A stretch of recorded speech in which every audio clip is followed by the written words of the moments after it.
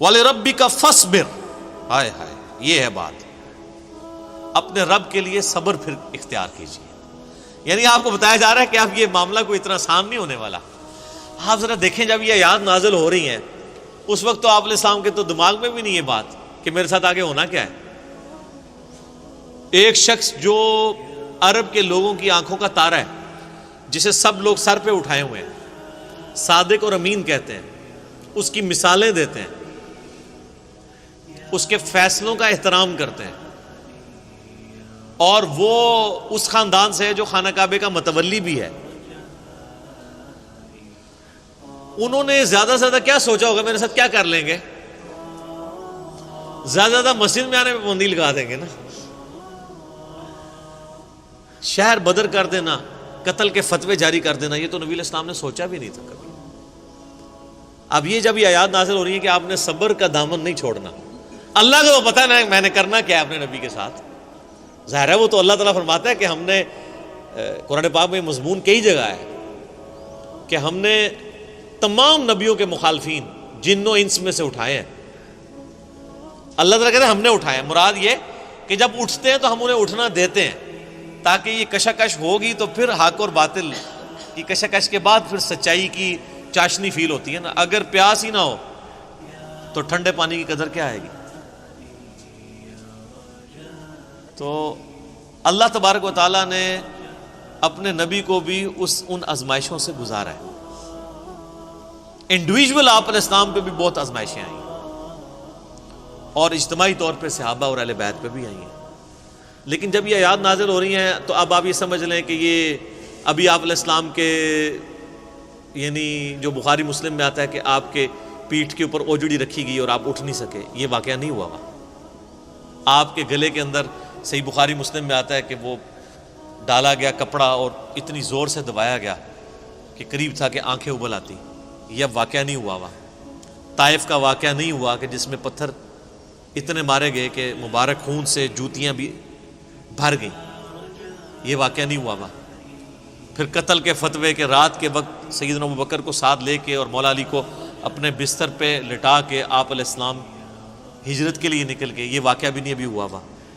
اور سر پر مدینے میں تو لائف ہی پوری ڈائنامک، جاتے ہی یہودی متھے مارے لگ گئے، جا کے منافقین اوپر سے کلمہ پڑھ لیا، پیچھے سے وہ یعنی جڑیں کاٹتے رہے. پھر غزوہ بدر میں جو کچھ ہوا، احد میں تو نبی علیہ السلام کے دانت بھی شہید ہو گئے اور آپ کی شہادت کی خبر مشہور ہو گئی، اس قدر آپ کا خون بہہ گیا. خندق کے وہ موقع کے اوپر آپ علیہ السلام کو سخت سردیوں کی راتوں میں کس طریقے سے ایون صحابہ کہتے ہیں ٹوائلٹ جانا ہمارے لیے مشکل ہو جاتا تھا، سامنے سے تیر آ کے لگ جاتا تھا. اس کے بعد پھر صلح حدیبیہ والی جو مشقت کاٹنی پڑی، اتنا پیدل سفر کر کے، پھر ایک پیس ٹریٹی کر کے واپس جانا پڑ گیا، عمرہ بھی نہیں کیا. پھر غزوہ خیبر والی جو ایک معاملہ آیا وہ کئی ہفتوں تک. اس کے بعد پھر فتح مکہ کے لیے 10,000 کے صحابہ کو کے لشکر کو لے کے نکلے رمضان کے مہینے کے اندر. ہم لوگ ادھر ایسی میں بیٹھے ہوئے ہیں. اور پھر ختم نہیں ہوا معاملہ، فوراً فتح مکہ کے 3-4 مہینے کے بعد قبیلہ حوازن کے ساتھ جو ہے وہ جنگ غزوہ حنین ہو گئی. 12,000 کا لشکر تھا. بس تکبر کے جملے نکل گئے کچھ اصحاب سے کہ ہم 313 تھے تو غالب آئے تھے، آج تو ہم ہے ہی بہت ہیں. تو قرآن کے الفاظ ہیں، اللہ تعالیٰ نے یقین کریں کہ اتنے سخت الفاظ کے اندر جسے کہتے ہیں نا میڑا مارتے ہوئے، تانا دیتے ہوئے بات کی ہے. اللہ نے فرمایا تم نے یہ بات کی، تمہیں تو کہنا چاہیے تھا اللہ کی مدد سے فتح ہوئی تھی. تو دیکھ لو جب تم نے یہ جملہ بولا تو دیکھو تمہیں راستہ بھی نہیں پھر ملا بھاگنے کا. 80 بندے بخاری مسلم میں آتا ہے نبی علیہ السلام کے ساتھ رہ گئے. صرف 12,000 میں سے 80 بندے، باقی سب بھاگ گئے. وہ سامنے سے تیر ہی ایسے لگے ان کو. وہ تیر کے بڑے ایکسپرٹ تھے قبیلہ وازن کے لوگ. اور پھر پیرلل میں جناب وہ رومن امپائر نے نبی علیہ السلام کا سفیر قتل کر دیا. آپ نے غزوہ موتا کے لیے جو ہے وہ وہاں بھی مہم روانہ کر دی زید ابن حارثہ کی سرکردگی میں.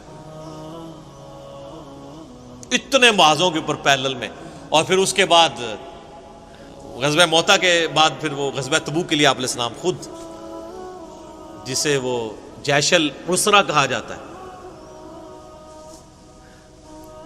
تنگی والا جو مارکا. تو اور آخری وقت بھی آپ کیا فرما رہے ہیں؟ آخری جو آپ آگے خطبہ دے رہے ہیں بخاری مسلم میں، وہ لشکر اسامہ بھیج رہے ہیں. اتنی مشکل لائف شروع سے لے کے اینڈ تک. اور یہ تو باہر کی لائف ہے، جو اندر آپ کو تکلیفیں اٹھانی پڑ رہی ہیں.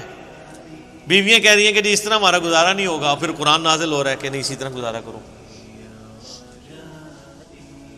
تو کئی معاذوں کے اوپر. اب یہ سارے معاذ اگر آپ کے ذہن میں ہونا تو پھر آپ یہ آیت پڑھیں والی ربی کا فصبر. اے نبی علیہ السلام، آپ نے اللہ کے لیے صبر کرنا ہے. ابھی تو بڑے بڑے مراحل آنے ہیں.